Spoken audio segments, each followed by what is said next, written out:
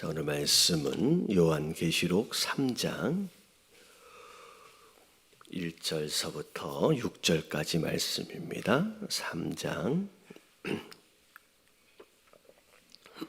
1절서부터 6절까지 말씀 교독합니다. 사대 교회의 사자에게 편지하라. 하나님의 일곱 영과 일곱 별을 가진 이가 이르시되 내가 내 행위를 아노니 내가 살았다 하는 이름을 가졌으나 죽은 자로다.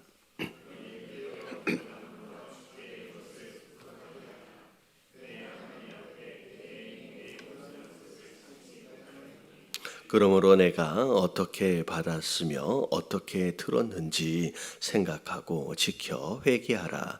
만일 일깨지 아니하면 내가 도둑같이 이르리니 어느 때에 내게 이르는지 내가 알지 못하리라.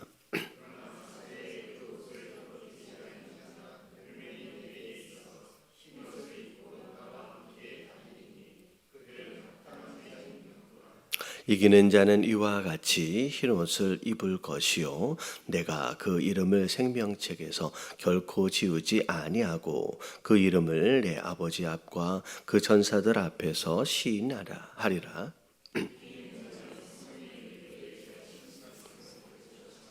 아멘. 일곱 교회에게 보내는 메시지, 오늘 4대 교회 다섯 번째 교회입니다. 자, 에베소 교회에서부터 시작해서 지금 서모나 버가모, 두아디라 그리고 4대까지 쭉 이어져 가고 있는데 지금 나름대로의 특징들을 여러분들이 잘 기억해 두시면 좋을 것 같아요. 처음 에베소 교회는 경건주의, 하지만 처음 사랑을 잃어버리고 사명도 잃어버린 그런 교회. 자, 그 다음에 서모나 교회는 책망받을 것이 없었습니다. 그래서 고난 가운데 하지만 끝까지 믿음을 지켜가고 있는 바로 그런 교회. 죽기까지 충성하라고 권면의 말씀을 허락하셨고요. 버가모 교회하고 두아디라는 같이 타락하고 타협해버린 교회입니다. 하지만 자, 버가모는 환경에 의해서 영향을 받아서 타락했고요. 두아디라는 어제 말씀드렸다시피 잘못된 지도자로 인하여서 타락해버린 바로 그런 교회가 두아디라 교회였습니다. 자, 물론 이제 두아디라 교회 같은 경우에는 타락하고 타협해버렸지만 그럼에도 불구하고 봉사, 사랑, 섬김 이런 것들은 나름대로 하려고 또 애를 썼던 교회. 자, 오늘 이제 4대 교회로 갔어요. 자, 4대 교회를 가서 이제 처음 나오는 내용을 보니까 자, 내가 내 행위를 아노니 자, 내가 살았다라는 이름을 가졌으나 자, 어떻게 됐어요? 죽은 자로다. 교회에는 살아 있어야 되잖아요. 근데 살아 있는 듯 하지만 실제를 보니까 죽어 있는 교회라는 거죠. 죽어 있는 교회.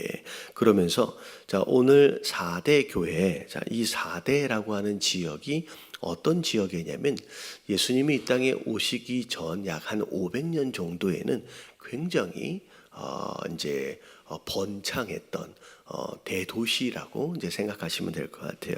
그런 도시의 그런 지역이었습니다. 자, 근데 이제 주후 17년경에 역사적으로 보면 주후 17년경에 굉장히 큰 지진이 있었대요. 그래서 도시 전체가 폐허가 돼 버렸습니다. 그래서 굉장히 번창했던 도시가 폐허가 되면서 이제 로마 황제에 의해서 아예 도시 자체가 처음부터 다시 재건됐어요. 그러니까 어찌 보면 황제에 의해서 재건되어진 그런 도시, 이제 신생 도시다라고 생각하시면 될 것 같아요. 그래서 요한계시록이 주후 70년에서 80년경 그 정도에 쓰여졌다라고 한다면 폐허가 되어진 가운데 17년 정도의 폐허가 되어지고 그 이후에 재건되어졌으니까 도시의 역사로 보면 굉장히 짧은 어떤 그런 도시다라고 생각할 수 있을 것 같습니다. 그런데 그런 도시에 어떻게 보면 우리로 얘기할 것 같으면 어디하고 되게 비슷하지만 김포, 한강, 신도시랑 좀 비슷할 것 같아요. 그래서 완전히 아무것도 없는 도시 가운데 새로 세워진 그런 도시. 근데 교회가 세워져 있는데 교회인데 죽어가고 있다는 거지. 영적으로 잠들어 있는, 죽어가고 있는 그런 상황이다. 그래서 2절에 보니까 그리고 3절도 보니까 중간중간에 영어로 보면 wake up이라는 표현을 써요. wake up. 일어나라, 깨어 있으라 라고 하는 표현이 계속 쓰여지고 있습니다. 자, 그런 가운데 2절을 보니까 자, 너는 일깨어. 이건 영어로 뭐 wake up 이렇게 부르는 거예요. 그리고 그 남은 바 죽게 된 것을 굳건하게 잡아라. 굳건하게 하라. 자, 이게 조금 이제 한국말로 이해하기 좀 어려운데 아직 남아 있긴 해요. 그러니까 없어지진 않았어요. 그 남은 바 아직 남아 있는데 자, 어떻게 됐어요? 곧 죽게 생긴 거예요. 자, 이게 어찌 보면 복음 또는 믿음이라고 얘기할 수 있습니다. 자, 아직 믿음이라는 게 있어요. 복음이 교회 안에 아직 있기는 있습니다. 근데 이대로 가만히 내버려 뒀다가는 곧 어떻게 돼요? 죽게 생긴 거예요. 그래서 아직 남아있는 그 믿음, 그 복음이라도 너희가 굳건하게 좀 붙잡았으면 좋겠다. 내 하나님 앞에 너의 행위에 온전한 것을 찾지 못하였도다. 어찌 보면 4대 교회는 자, 지금까지 그래도 앞에 4개 교회들 가운데 그래도 나름대로 요만큼이라도 칭찬할 것들이 하나씩은 있었거든요. 근데 이 4대 교회는 아무것도 칭찬할 것을 찾지 못했다라는 거예요. 아무것도. 자, 그래서 온전한 것을 내가 찾지 못해서 칭찬한 것이 하나도 없이 결국 혼만 난 책망만 들은 바로 그런 교회입니다. 특별히 깨어있으라, wake up이라고 하는 이 표현, 사실 지난 주일날 이제 말씀드렸던 것처럼 이런 거예요. 교회에 소위 말하면 형식, 외형은 갖춰져 있는 거예요. 외형은 갖춰져 있는 거예요. 근데 실제로 그 안에서 반드시 있어야 할 경건의 모습도 없고요. 이 경건의 모습은 하나님과의 관계성이에요. 경건의 모습도 없고 저 에베소 교회가 이제 책망들었던 뭐 처음 사랑 사명도 없고 그냥 외형만 간신히 갖추고 있는 바로 그런 교회의 모습이라는 거죠. 그래서 지난 주일날 제가 등잔하고 기름하고 비유를 드렸잖아요. 사실은 이 비유가 나중에 이제 마태복음 뒤쪽에 가면 거기 있어요. 그 열 처녀의 비유 이렇게 나오거든요. 그러니까 열 처녀의 비유 가운데 다 이 열 처녀가 다 모는 준비했어요. 등잔은 다 준비를 했는데 미련한 5 처녀는 그 안에 담아야 할 기름을 준비하지 않은 거죠. 자, 그래서 이 열 처녀 비유의 맨 마지막 부분에 가보면 뭐라고 나오냐면 깨어 있으라 라고 하는 표현이 나와요. 그러니까 이 깨어 있다, 교회를 향하여 wake up, 깨어 있으라 라고 하는 표현은 바로 이 등잔과 기름에 대한 내용이에요. 그래서 자, 등잔 외형적으로 교회구나 라고 생각되어질 만한 그런 형식 같은 것들은 갖추어져 있는 거예요. 여러분, 외형이 없으면 안 됩니다. 왜냐하면 외형은 등잔과 같아서 기름을 담는 그릇의 역할을 해요. 어찌 보면 기름이 굉장히 중요한 것이지만 이 등잔이 없으면 그릇을 담아낼 수가 없기 때문에 그래서 불을 피울 수가 없습니다. 불을 밝힐 수가 없습니다. 그래서 외형이 마치 아무런 의미가 없고 소용이 없는 것처럼 생각해서도 안 돼요. 자, 우리가 외형적으로 예배를 드리는 형식과 어떤 봉사하고 어떻게 보면 헌금을 드리고 하는 이 외형적인 형식 또한 굉장히 중요한 거예요. 근데 그거보다 더 중요한 건 뭐냐면 그것만으로 불 밝힐 수 없고요. 그것으로 천국 갈 수 없는 거죠. 그 안에 뭐가 채워져 있어야 돼요? 기름이에요. 기름. 자, 이 기름이 지난 주일날 예수님 뭐라고 말씀하셨어요?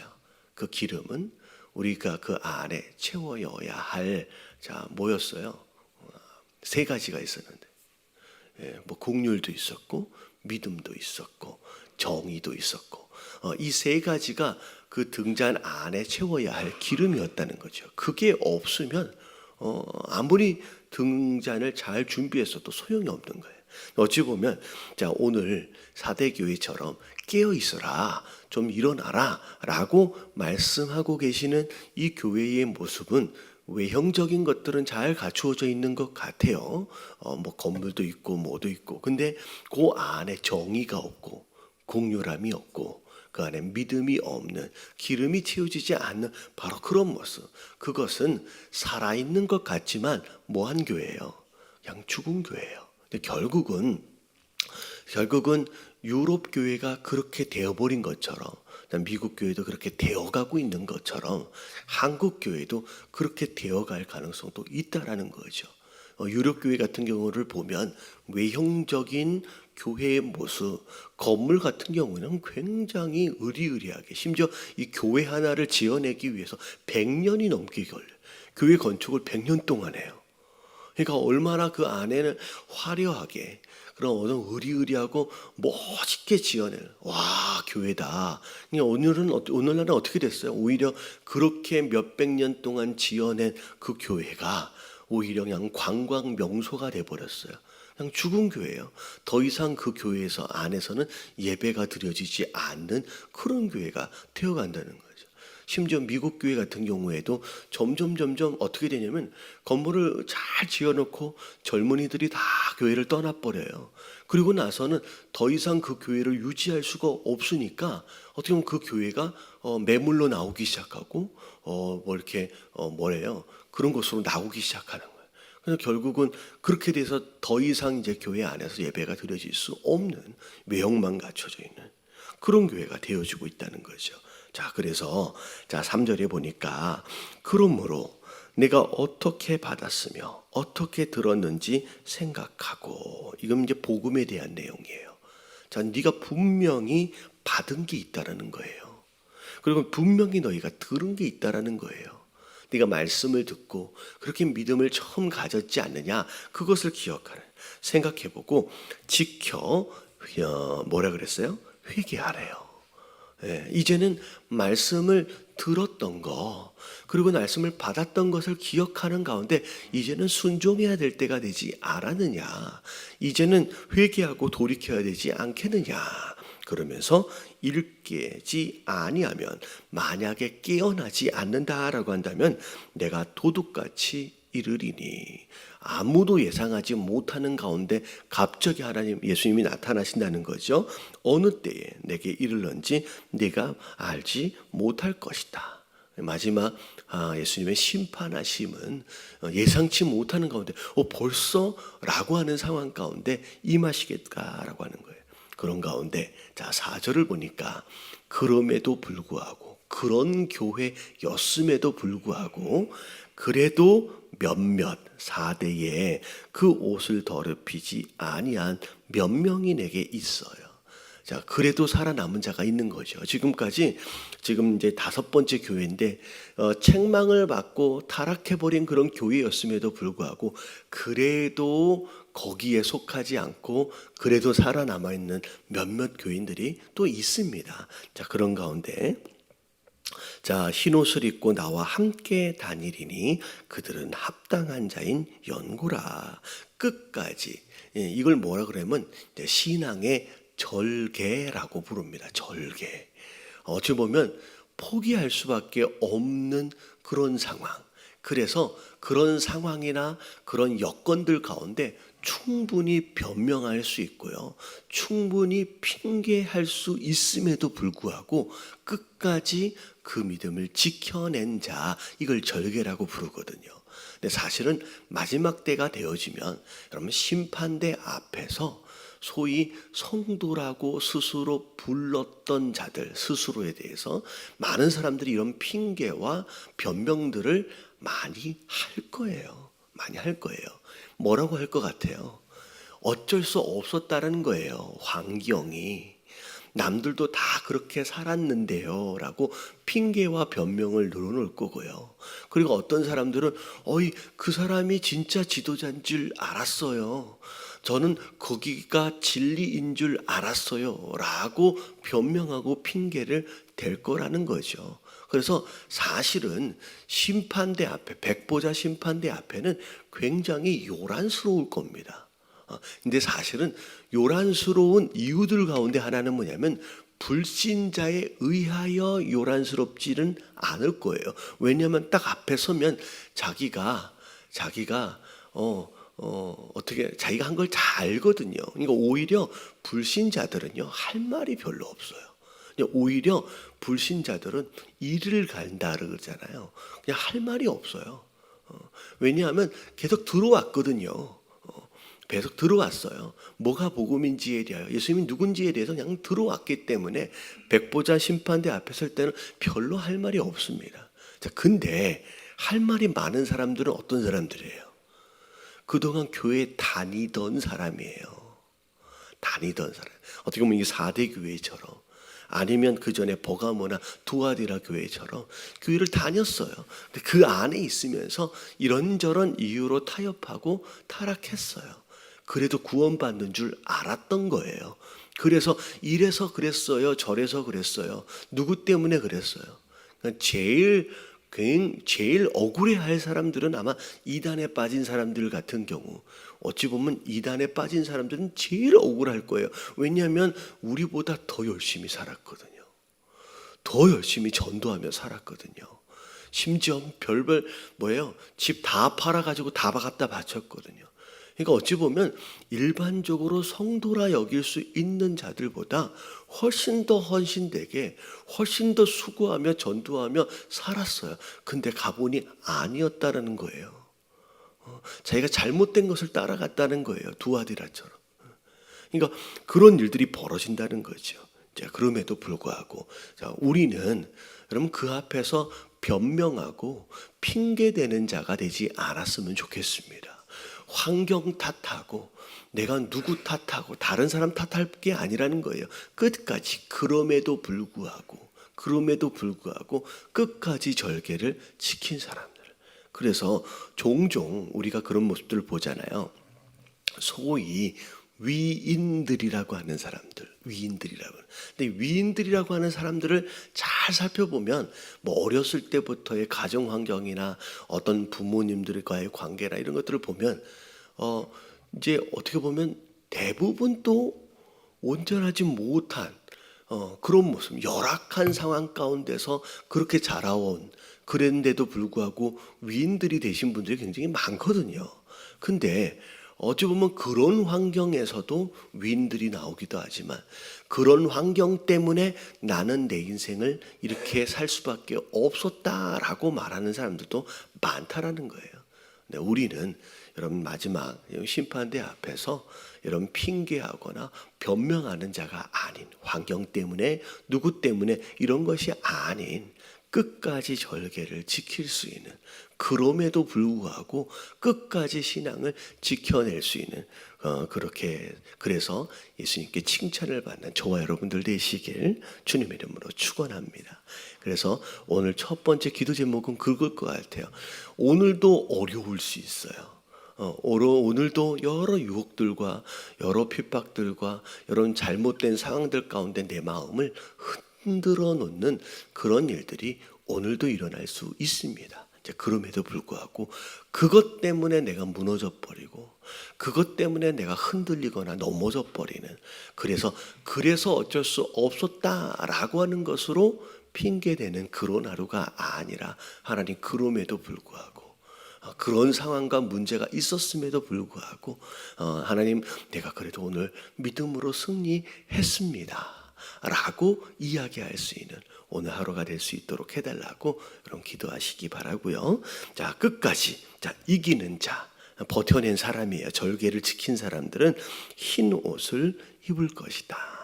마치 예수님이 처음 소개할 때 흰 옷을 입으신 그 모습처럼, 예수님처럼 영광 가운데. 자, 내가 그 이름을 어디에서요? 생명책에 기록해서 절대 지워지지 않도록 하겠다. 완전 확실한 구원을 예수님이 약속하시는 거죠. 자, 그리고 그 이름을 내 아버지 앞과 그 천사들 앞에서 시인하리라. 어찌 보면 타협하지 않고, 여러분 이 타협하지 않는다라고 하는 것이 그럴 것 같아요. 타협하지 않는다라고 하는 것이 그런 상황과 세상 속에서 끝까지 내가 예수 그리스도를 믿는 자로 크리스찬이다라고 시인하고 고백한 자들, 그렇게 고백한 자이기 때문에 하나님 앞에서 천사들 앞에서 예수님도 그를 시인해 주시겠다라고 말씀하시는 거예요. 그래서 제가 조금 시간은 좀 지났지만 그 얘기 한번 혹시 들으신 적 있어요? 미국에서 그 베이커리 제과점을 운영하시는 분인데 그 동성연애 결혼하는 사람이 결혼식 케이크를 만들어 달라고 이렇게 주문을 했는데 나는 그 케이크 만들어 줄 수가 없습니다 라고 거절했다가 소송당한 거 혹시 기억하세요? 아마 들으셨을 것 같아요. 자, 그래서 소송을 당했어요. 근데 정말 감사하게 판결에서 승소를 했대요. 그래서 이게 그것에 거절할 수 있는 그것을 뭐 이렇게 보장해 주는 것처럼 해가지고 다행히 승소를 했다라고 합니다. 근데 사실은 굉장히 어려웠을 거예요. 나는 못한다. 나는 신앙의 양심으로서 어떻게 보면 하나 만들어줘서 줘버리는 것이 얼마나 큰 대수겠습니까?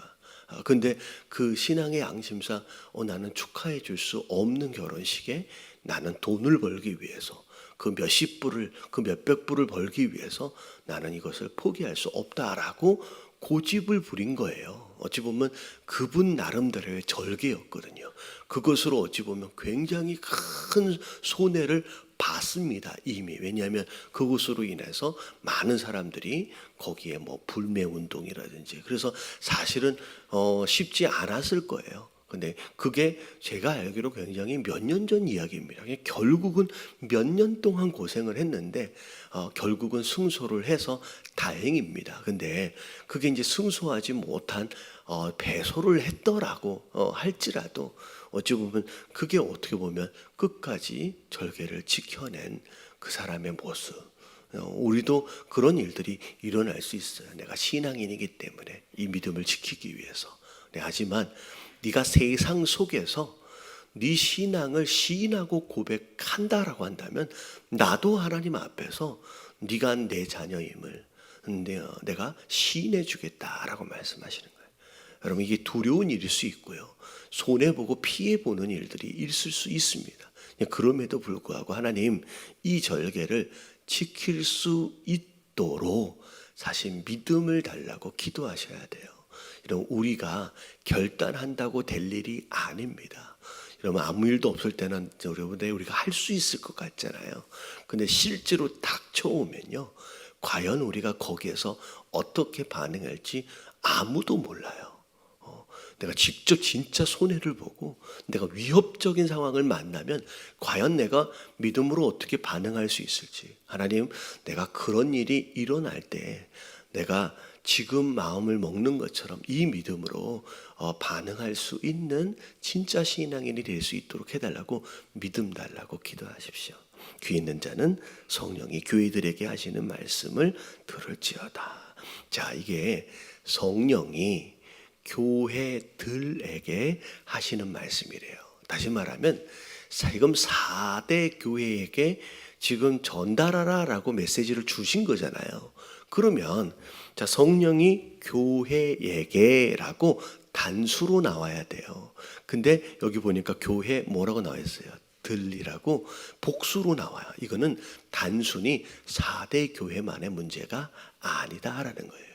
어떤 교회든 마치 살아있는 것 같지만 사실은 죽어있는 그 교회로 그런 모습으로 살아가는 교회의 모습이 있다는 거죠. 하나님, 오늘도 살아있는 교회로 하나님 끝까지 믿음의 절개를 지킬 수 있는 그런 성도들이 될 수 있도록 해달라고 우리 함께 주님 한번 부르짖고 통성으로 기도하며 오늘 하루 시작합니다. 기도합니다. 시작. 주님